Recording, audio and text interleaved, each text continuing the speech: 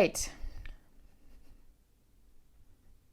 I forgot what I was doing for a second. Hi, my name is Alana. Welcome to my YouTube channel. And on this channel, we review books. And this video, as you can tell by the title, is another book review.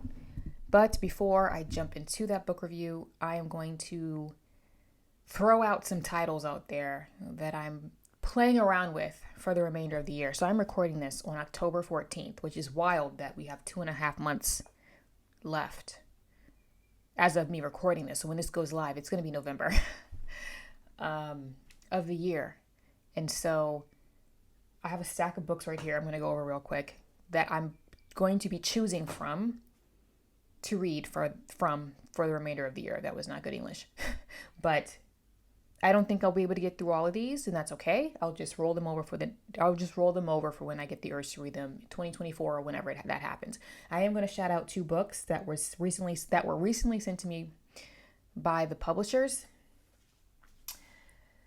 The House on Sun Street is taking place in 1970s Iran during the Iranian Revolution. So the reason why when this was offered to me, I decided to accept it and get to reading it when I'm able to is because you see Khalid Hosseini's books. He's Pakistani? He's Afghani, sorry. And Afghani. And A Thousand Splendid Suns and The Mountains Echoed and The Kite Runner, all fantastic novels. And those books, especially The Kite Runner, is when I read him for the first time when I was a late teenager, 17, 18 years old. And that was my transition into reading more like adult fiction. And so the synopsis of this book, you have a young girl who's kind of coming of age during the Iranian Revolution. And so it reminded me of some of the topics that you see in Hosseini's books. So that is why I selected that. And then I have Helen Gardner's The Children's Bach. Helen Gardner, if you are Australian, is not new to you. She is considered one of Australia's most prolific writers. But she's finally being released by Penguin Random House into the U.S. market. And so Penguin Random House kindly sent this over to me.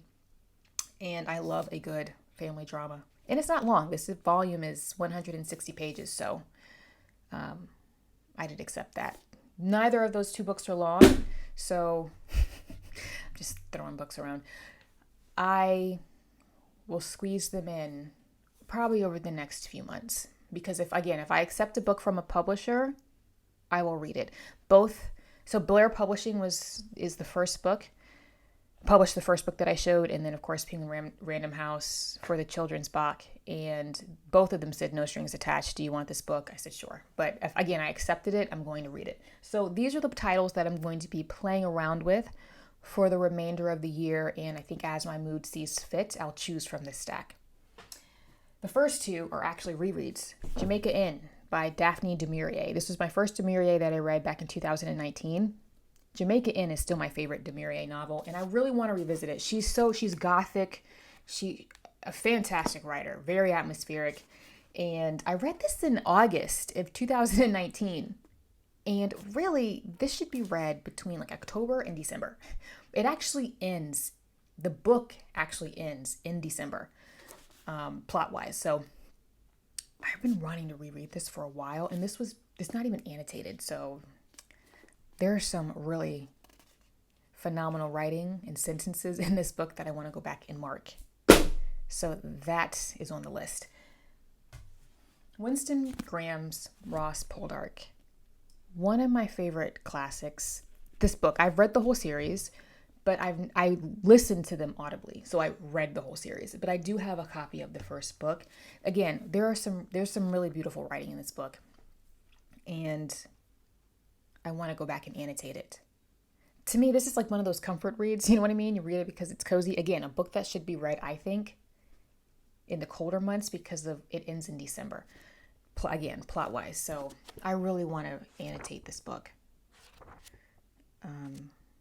So that's on the list. It is no secret that I am a Lord of the Rings nerd. I know if I'm watching all 3 movies, I know all 3 of them word for word. I can reenact while I'm watching. I mean, I've been watching those movies since I was 10, 11 years old. So The Two Towers, this is a reread. This is the third reread that I've mentioned thus far. But I have these old editions of the books that I had when I was about 11 or 12. They are battered and loved and yellowed. And so 2 years ago, I treated myself as a Christmas gift to myself to a new set. They're illustrated beautifully. And so I want to reread The Two Towers, and then eventually, this will probably happen next year, reread The Return of the King. I mean, and as gorgeous as this edition is, Alana will be writing in it. Shock horror. The Goldfinch. I think I'm going to I'm switching up.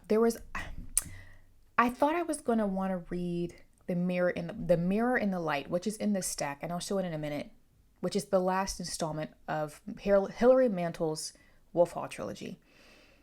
But for some reason, I want to read The Goldfinch, and I want to prioritize that. So I think before the end of the year, or maybe I'll say this, by December 31st, I want to have read The Goldfinch. I tried to read The Goldfinch back in 2014, and I just couldn't.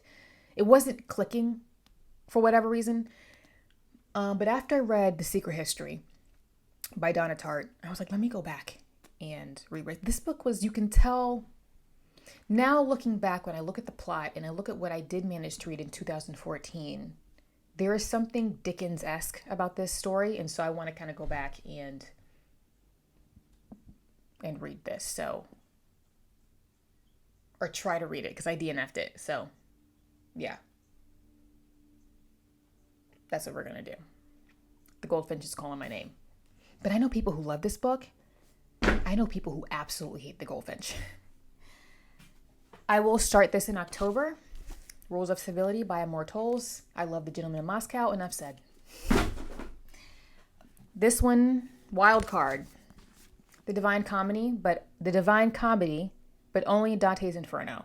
After I finish Jonathan Strange and Mr. Norrell, or maybe after I finish the Rules of Civility, before the end of the year, probably in November, Dante's Inferno is happening. It was recommended to me, and so I was like, let's give it a go. Let's just go for it. Dante's Inferno had been on my mind for a while. I know a few people who've read it, but it was recommended to me very recently, so I figured, why not? I have no place to throw this. Let's knock two of these out at the same time. Two rereads. Again, these might get pushed to 2024, but these are rereads. Faces in the Water, which is a book I think everybody should read, especially if you're a fan of The Bell Jar and Virginia Woolf. This is it is a autobiographical novel, because the author was institutionalized because she was misdiagnosed as having schizophrenia, almost had to endure a lobotomy, and then someone intervened and said, you're not going to lobotomize this woman.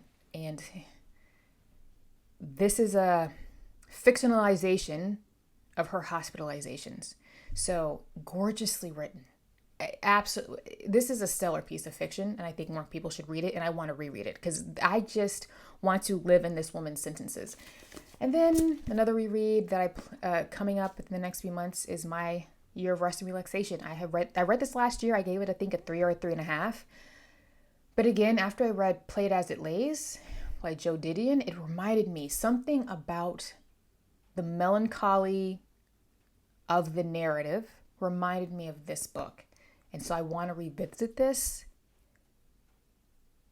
and kind of think outside the box a little bit more. So that is why I reread. Because sometimes you miss things the first time.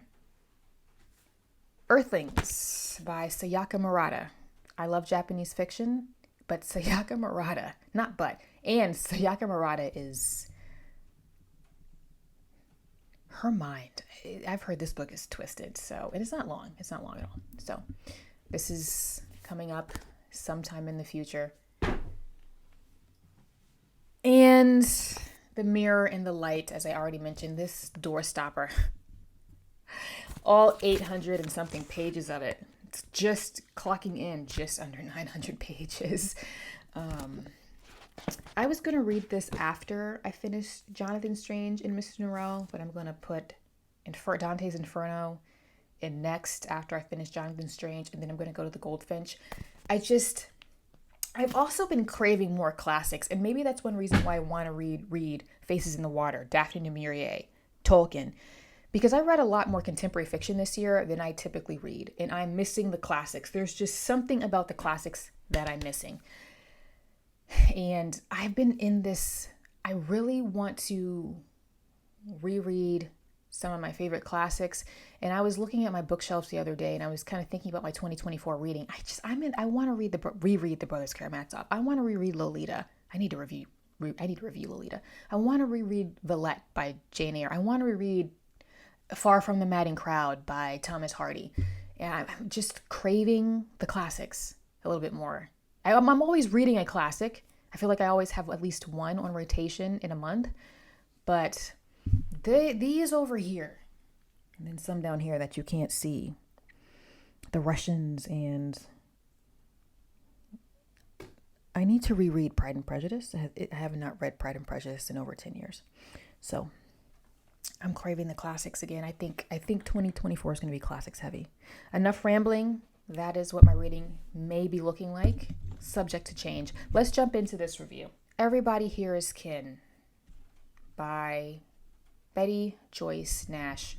This was sent to me by K Publicity, and the publisher, which I believe is Madville Publishing, based in Texas. Let's put this right here. This was released in September. And the reason when K Publicity reached out to me, K Publicity has been so kind to me over the past, I think, couple years since we've kind of started our relationship, if you will. They have every book that they've sent me, I've enjoyed. And I think the more that they send you and then you review and they read your review, they kind of start to really get a grasp on what each reader likes. So this won't be a long review. But the reason why I selected this is because I am a sucker for an aquatic narrative. I love narratives that take place by the sea and coastlines. I could never live inland. I think I would feel claustrophobic if I didn't have access to at least look at large bodies of water. But let's dive into this. It won't take long. And this is a new release. I don't know if this is this author's debut novel. It might be. She actually is also from my state. So... and she actually lives where I went to university. So I feel like I was paying homage in a way. These laughs were food I'd hungered for, but hadn't known. So Everybody Here is Kin by BettyJoyce Nash. It's a coming-of-age story featuring Lucille. She is vacationing on Boneyard Island, Georgia, with her mother and two younger siblings before heading to Key West, Florida. And Lucille has also brought her father's ashes with her on this trip to bury. However, Lucille's mother is a bit, I don't know if I want to call her a loose cannon, but her mother, post the death of her husband, is unstable. And so since then has had many men come in and out of her life. And she suddenly leaves Boneyard Island with an old flame that she meets up with. And so Lucille and her siblings are left on the island by themselves. And a few of the locals take the siblings under their wing. And Lucille is finally introduced to a concept of family and connection that had been absent from her life, especially post the death of her her father. So Lucille does often feel constrained. She's turning 14 during this trip. And she, however, is having to play the role of mother and parent to her younger siblings because her mother, again, is unreliable. And she has a weight on her shoulders and a responsibility on her shoulders that most 14-year-olds should never have to deal with. And so, though she does try to bear these familial burdens with as much grace as possible, her trip, this week-long trip that she spends on Boneyard Island while her mother is off doing whatever, serves as a pivotal moment in her life that will span, because over the span of this narrative, she is finally relieved from some of these burdens. It looks like a bird dazed and hurt with its wings glued shut. I'll feather it, carve little lines, free its wings so it can fly. So you see a lot of bird imagery, especially in this quote, but you'll see bird imagery throughout this narrative. And that is clearly by design. If you read books like Jane Eyre, you see this in a lot of feminist literature or just literature written by women, where bird imagery, flying imagery, cage imagery is used when a character, particularly a female character, is feeling constrained or locked up or burdened in some way. And so you do see that here with Lucille. Finally, I acted. Look where I landed, stranded again. Life really was about luck or no luck. I couldn't wait to grow up and run my own life. I'd never strand my own self. Again, this is a 14-year-old voice, and I will say this, the author never makes Lucille, you can tell Lucille is mature for her age, but her voice still sounds like a teenager, like or someone who's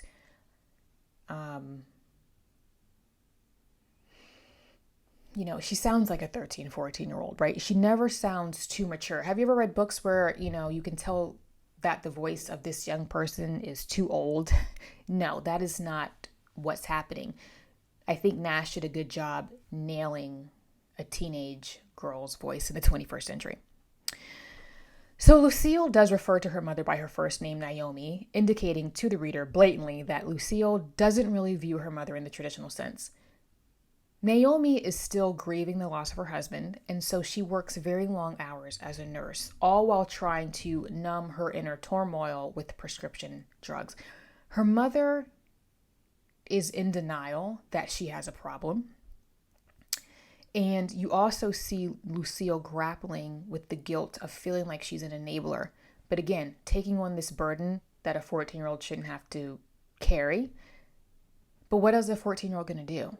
Right? She is the child here, but she's put in the situation where she feels like she's responsible for her mother and in some ways enabling her mother's addiction. However, during this stay again on the island, Lucille and her siblings do get a taste of family while her mother is away. So again, thanks to a few locals on the island who take them under her wing while her mother is MIA. There is a man named Will in particular, he's in his early 30s, becomes a father figure to Lucille. And he learns how to take care of these children and look out for them and father them in a way that Lucille hasn't had. And so she gets to kind of step back, and Will is brought to the forefront. I will start to think of Naomi as my mother, not because she had changed, but if I called her my mother, would she act like my mother? And again, it's because of this relationship that she develops with Will. Will becomes a father-like figure in her life. She starts to think of her own mother differently. And so she realizes, maybe if I treat my mother a certain way, maybe if I adjust how I'm thinking about my parent, that will also help this relationship. Go on. Everybody here's kin to everybody. We look out for each other after a fashion.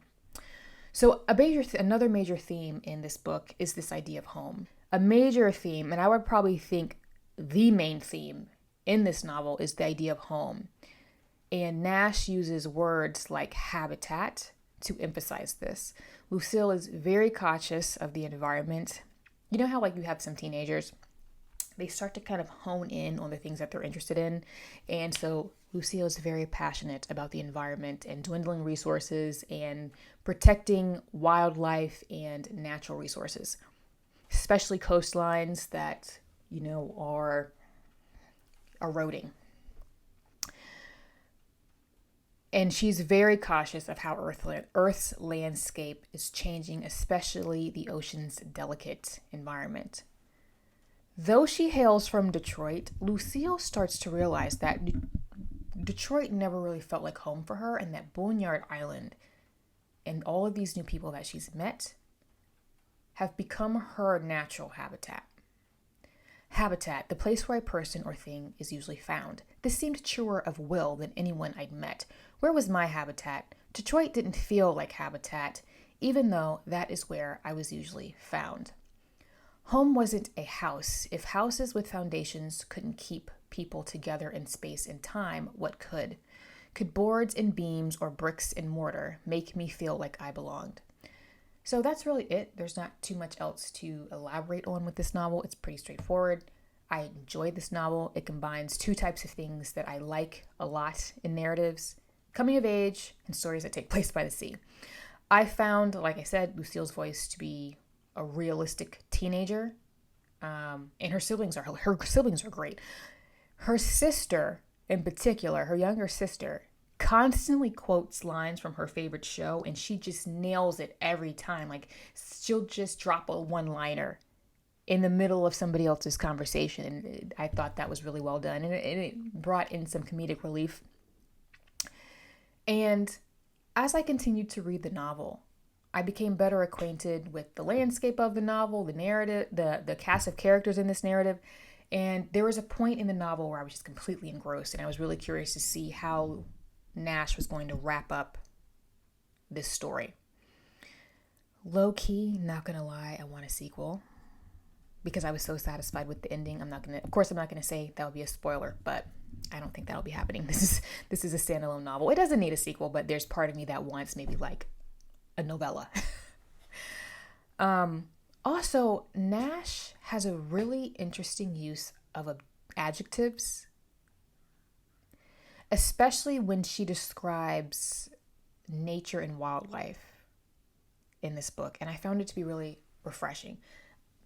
One day I do plan to reread this book just for the sake of going back through and seeing how she uses these descriptors, because she has analogies and similes that I've not quite seen before. And I read a lot, obviously. And so when I see that, I want to take note of them. Because sometimes when I do read, I am reading to see how an author may string something together. You never know. I like to see, I never know. You just never know how, once you study how the construction of a sentence and how particular authors are creatively stringing words together, that can help you in your own writing, whether that be work or creatively. So I like to take note of that. Anyway, this book was released in September. I rated this a 4 out of 5. If it sounds like your cup of tea, you can go ahead on and snag it now. Again, I'm very thankful for the publisher and K Publicity for sending this to me. And yeah, that is all. Feel free to like, subscribe, leave me a comment. Also, feel free to follow me on Instagram, where I get up to more bookish shenanigans. All of my book reviews go live there first. And though I have not posted this in my Instagram stories, I'm overdue. I need to backtrack and post my reading wrap-ups for like what I read in August, what I read in September. So if I remember, I do have a list. I know exactly what I read. I do keep track of that, but I do need to post that. But if you would like to see what I get up to and on the Instagrams, all of my content goes there live first. And with that, I'm going to wrap it up. See ya.